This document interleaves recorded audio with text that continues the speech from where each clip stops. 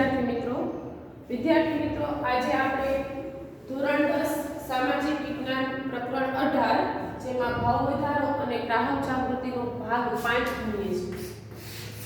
અત્યાર સુધી આપણે 1 થી 4 ભાગની અંદર ભાવ વધારો એટલે શું, ભાવ વધારો કયા કારણોસર થાય છે અથવા તો ભાવ વૃદ્ધિ થવા પાછળ જવાબદાર પરિબળો શું છે તે ભણ્યા।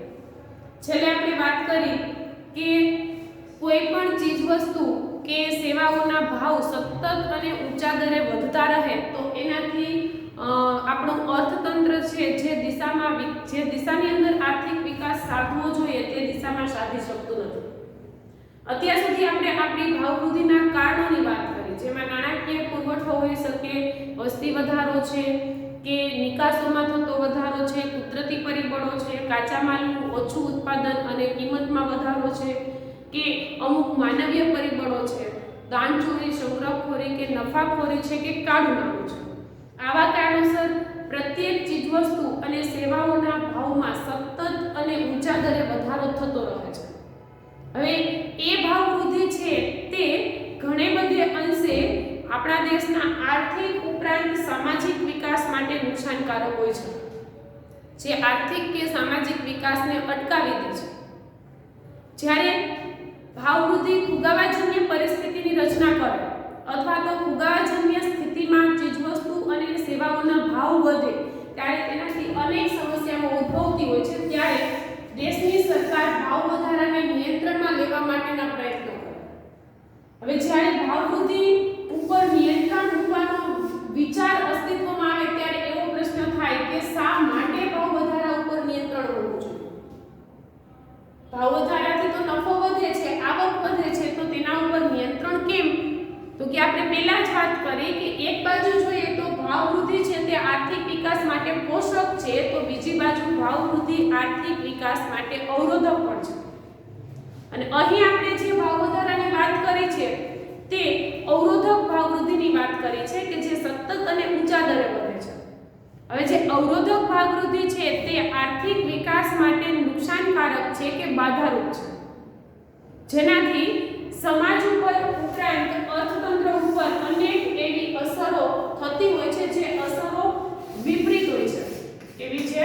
તો કે વિપરીત એટલે કે અનુકૂળ ન હોય તેવી, સમાજના વિકાસ માટે કે અર્થતંત્રના વિકાસ માટે અનુકૂળ નથી તેવી સામાજિક અને આર્થિક અસર ભાવ વૃદ્ધિ ઉપજાવે છે। તો એ અસરના કારણે ભાવ વૃદ્ધિ ઉપર નિયંત્રણ હોવું જોઈએ।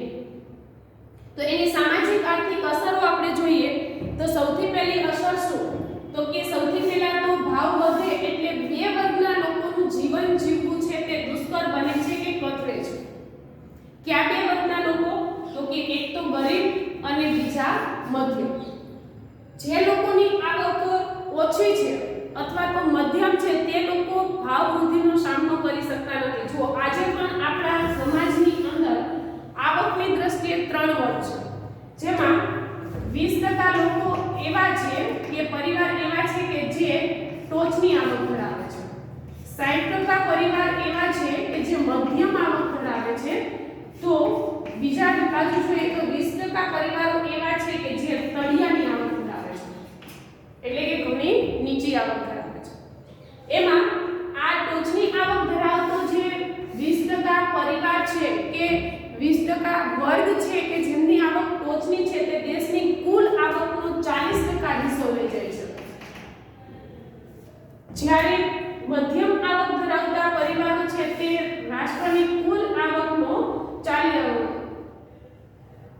50% હિસ્સો લઈ જાય છે અને બાકી વધ્યો 10% હિસ્સો તે માત્ર ને માત્ર આ તળિયાની આવક ધરાવતા લોકોના ભાગમાં આવે છે।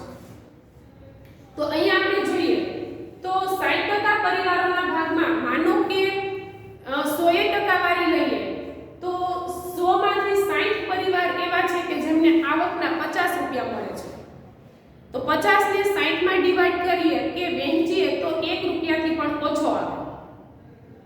જ્યારે આ 20 પરિવાર એવા છે કે જેમને આવકના 40 રૂપિયા મળે છે, તો પ્રત્યેકના ભાગમાં 2 રૂપિયા આવે છે। આ 20 પરિવાર એવા છે કે જેમને આવકના માત્ર 10 રૂપિયા મળે છે, તો પ્રત્યેકના ભાગમાં 50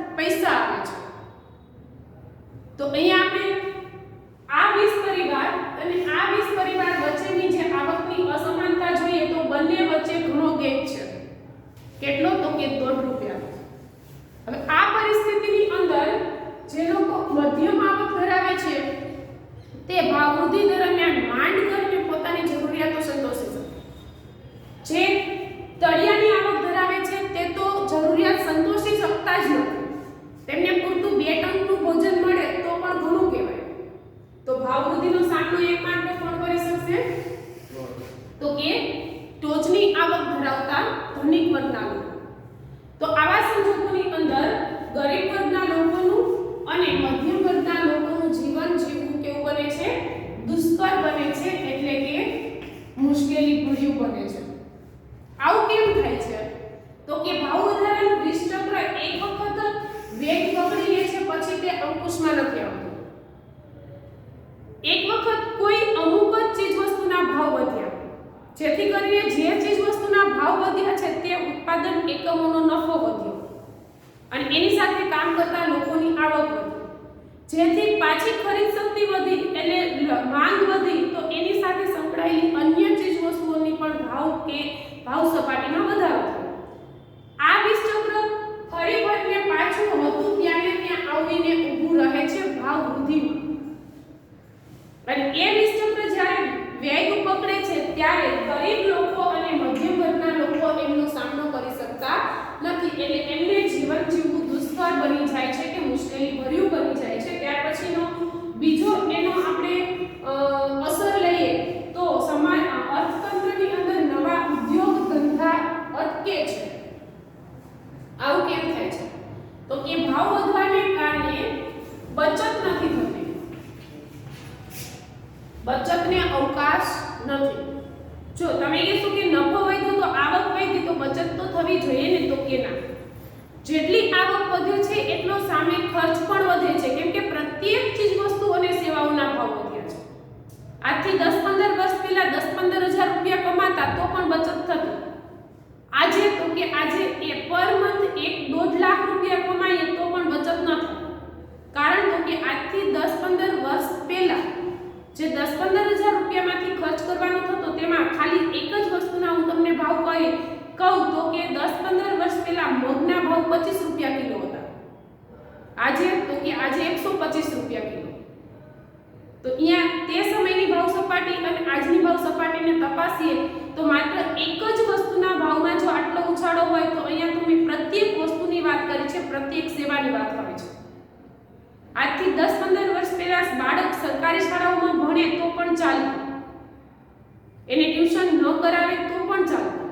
આજે તો કે આજે શૈક્ષણિક સવલતો વધી છે, શૈક્ષણિક સવલતો વધુ ખરીદવા જઈએ તો પણ બાળકો પાછળ, શિક્ષણ સેવાઓ પાછળ જાજો ખર્ચ થઈ જતો હોય છે. તો આ બધી જ સેવાઓ અને તમામ પ્રકારની ચીજવસ્તુઓની આપણે વાત કરીએ તો પ્રત્યેકમાં ભાવ વધારો થયો, એટલે આવક ઘણી વધી. 10-15 હજારની જગ્યાએ 1 લાખ કે 1.5 લાખ રૂપિયા પ્રતિ માસ કમાતા થયા. એક મીંડું આખું વધી ગયું. છતાં પણ પૂરું નથી થતું કે બચત નથી થતી, એનું એક કારણ શું છે? તો કે જેટલી આવક વધી છે સામે એટલી જાવક કે ખર્ચ વધ્યો છે, જેથી કરીને બચત થઈ શકતી નથી. અને બચત વૃદ્ધિ ન થાય એટલે નવું નાણું સર્જન ન થાય, અને નવું નાણુંનું સર્જન ન થાય તો આપણે જાણીએ છીએ કે અર્થતંત્રમાં નવા ઉદ્યોગો, ધંધા કે વેપાર સ્થાપિત થતા નથી. પરિણામ સ્વરૂપે અર્થતંત્રમાં નવા ઉદ્યોગ, ધંધા કે વેપાર અટકી જાય છે.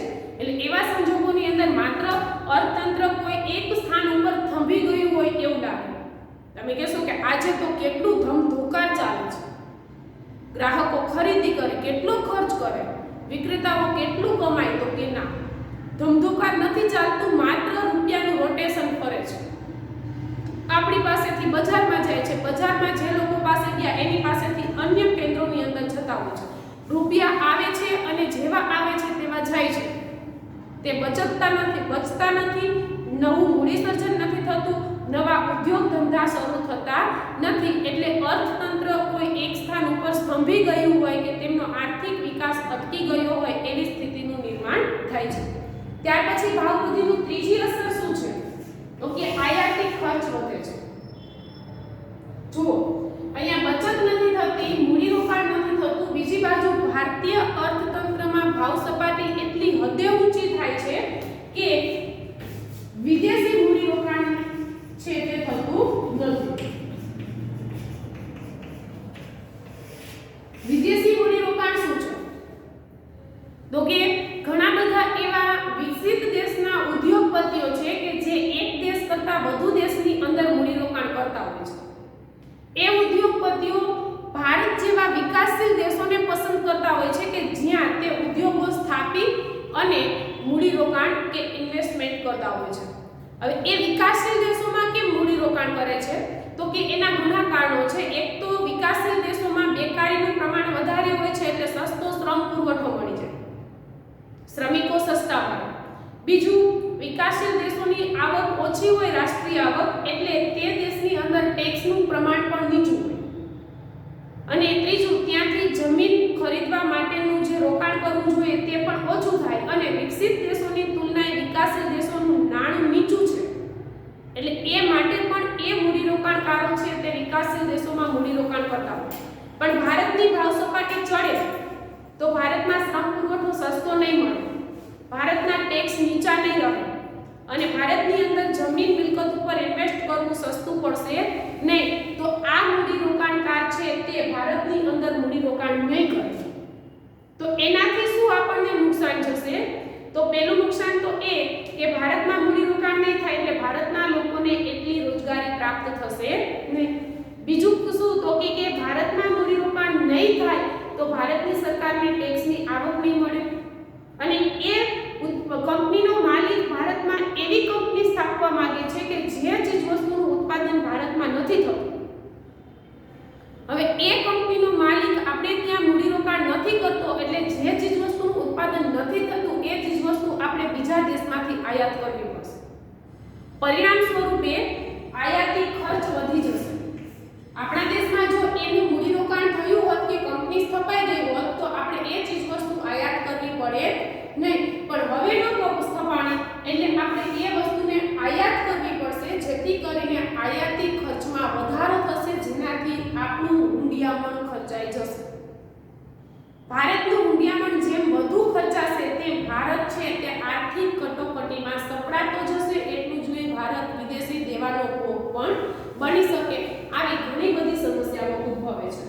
ચોથી અસર શું છે તો કે આવશ્યક ચીજોનું ઉત્પાદન ઘટે છે ભાવ વૃદ્ધિના દોર.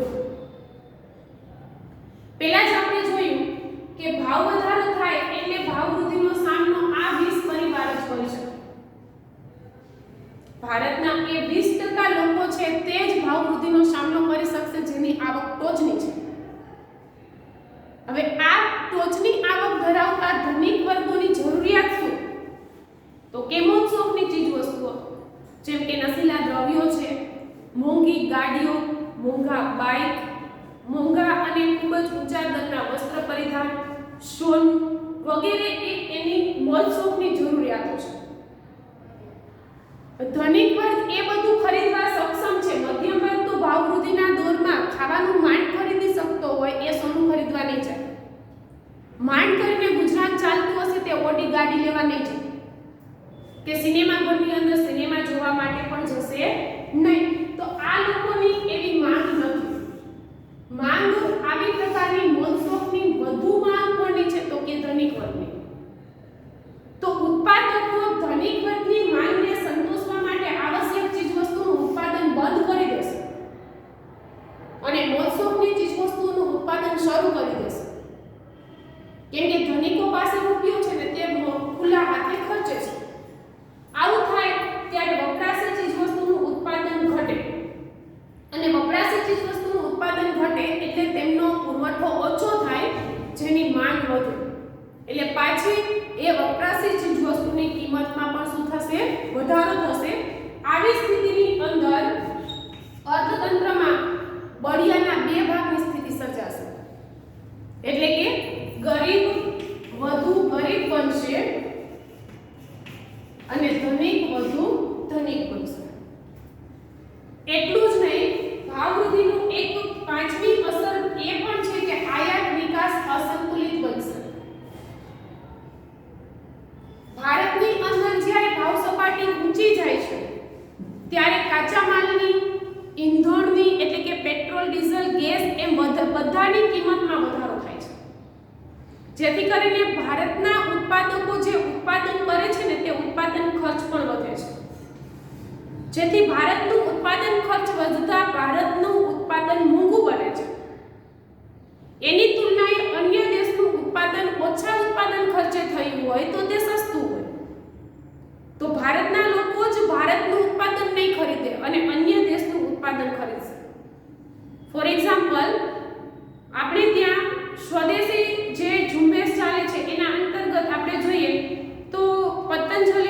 દંતક્રાંતિ એક ટૂથપેસ્ટ છે, એ દંતક્રાંતિ 100 ગ્રામ જેટલા રૂપિયામાં મળે એટલા રૂપિયામાં કોલગેટ 200 ગ્રામ મળે. તો પતંજલિ ભારતીય ઉત્પાદન છે, કોલગેટ વિદેશી ઉત્પાદન છે. ભારતીય ઉત્પાદન કરતાં વિદેશી ઉત્પાદન સસ્તું પડ્યું. એનું કારણ શું હોઈ શકે? તો કે ભારતની ભાવ સપાટી ઊંચી છે એટલે ભારતનું ઉત્પાદન ખર્ચ વધુ છે, જેથી કરીને તે ઉત્પાદન આપણને ઊંચી કિંમતે પ્રાપ્ત થાય. એની તુલનાએ વિદેશી ઉત્પાદન ઓછી કિંમતે પ્રાપ્ત થાય છે. તો આ બંનેની સરખામણી કરીએ તો ગ્રાહક શું ખરીદશે? તો કે જે ઓછા રૂપિયામાં વધુ ક્વોન્ટિટી આપે છે તે. ઓછા રૂપિયામાં જેટલા રૂપિયા આપીએ છીએ તે રૂપિયાની અંદર જો 100 ગ્રામ મળતું હોય ને એટલા જ રૂપિયામાં 200 ગ્રામ મળતું હોય તો ગ્રાહક કોને ખરીદે છે? 200 ગ્રામ વાળા.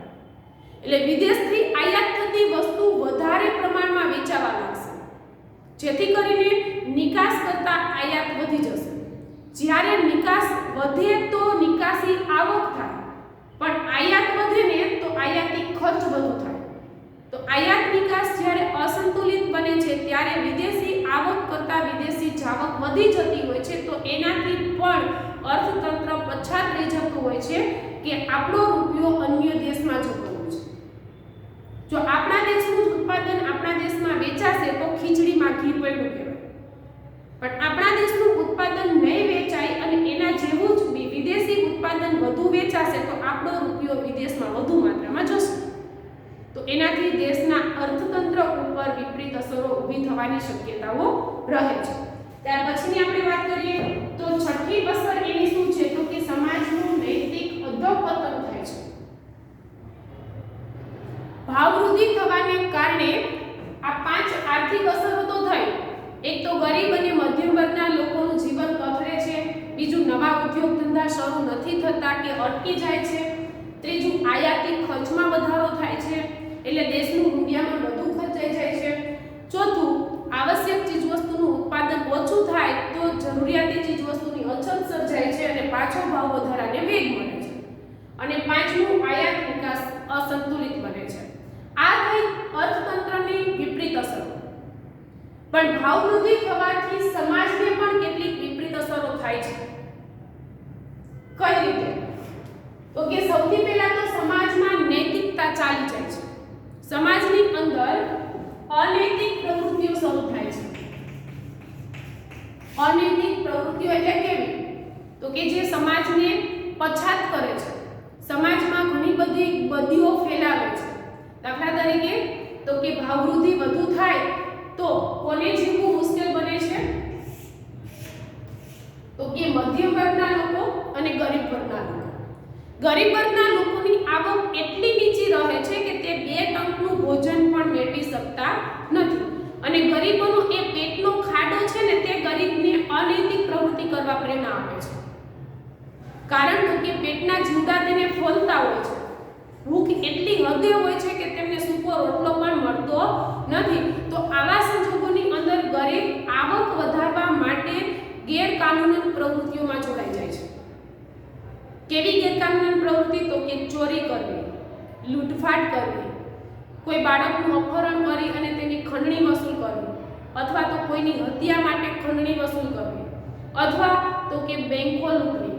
એટલું જ નહીં તો કે એવી કેટલીક અનૈતિક, જેમ કે અમુક મધ્યમ વર્ગનો વ્યક્તિ હશે કે જે સરકારી કર્મચારી હશે, સરકાર એને જેટલું વેતન આપે છે એટલા વેતનમાં એની જરૂરિયાતો સંતોષાતી નથી તો તે ભ્રષ્ટાચાર આચરશે, રિશ્વત લેતો થશે.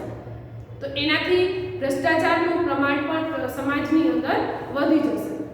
તો ચોરી, લૂંટફાટ, હત્યા, અપહરણ, નશીલા પદાર્થોનું સ્મગલિંગ કરવું કે ભ્રષ્ટાચાર કે રિશ્વત લેવી, આવી અનૈતિક પ્રવૃત્તિઓ જ્યારે સમાજમાં શરૂ થાય છે ત્યારે સમાજનું નૈતિક મૂલ્ય છે તે ત્યાં જોખમમાં મુકાય છે.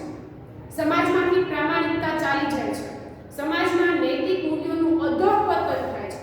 અને એ દ્રષ્ટિકોણથી આપણે જોઈએ તો સામાજિક વિકાસ અટકી પડે છે. ભારતીય સમાજની અંદર બદીઓ અને ગંદકીઓ કે સામાજિક વિકાસને અટકાવે તેવી પ્રકારની ગંદકીઓનો ફેલાવો થાય છે. તો આમ સતત અને ઊંચા દરે થઈ રહેલો ભાવ વધારો કોઈને કોઈ રીતે આપણા દેશ માટે નુકસાનકારક છે. જે સામાજિક વિકાસ અને આર્થિક વિકાસને અવરોધરૂપ છે, બાધારૂપ છે, તો એવા સંજોગોમાં શું કરવું જોઈએ? તો કે એવા સંજોગોની અંદર ભાવ વૃદ્ધિ ઉપર નિયંત્રણ મૂકવું જોઈએ. અને એટલે જ કહેવામાં આવે છે કે આજે ભારતીય અર્થતંત્રને ભાવ વૃદ્ધિ ઉપર નિયંત્રણ મૂકવાની તાતી જરૂરિયાત છે. તો ભારતીય અર્થતંત્રને નિયંત્રણ મૂકવા માટેની તાતી જરૂરિયાત હોય તો ભાવ વધારા ઉપર નિયંત્રણ કઈ રીતે મૂકવું જોઈએ? તો ભાવ વધારા ઉપર નિયંત્રણ મૂકવા માટે સરકારે કેટલાક ઉપાયો હાથ ધર્યા છે, જેની હું તમને ખાલી વાત કરું તો 5 જેટલા ઉપાયો હાથ ધરવામાં આવ્યા છે. જેમાં એક છે નાણાકીય પગલું, બીજું છે રાજકોષીય પગલું, ત્રીજું છે બિનજરૂરી મૂડીરોકાણ ઉપર અંકુશ, ચોથું છે ભાવની માપબંધી અને પાંચમું છે ભાવ વધારા ઉપર નિયંત્રણ મૂકવા માટેના કાયદા, એટલે કે ભાવ નિર્ધારણ તંત્ર. આ 5 ઉપાયો સરકારે હાથ ધરી અને ભાવ વધારાને અંકુશમાં લેવા માટેના પ્રયત્નો કર્યા છે. તો એ 5 ઉપાયોની વાત હવે પછીના નેક્સ્ટ વિડીયોની અંદર કે જ્યારે આપણે ફરી વખત મળીએ ત્યારે કરીશું. ત્યાં સુધી આવજો.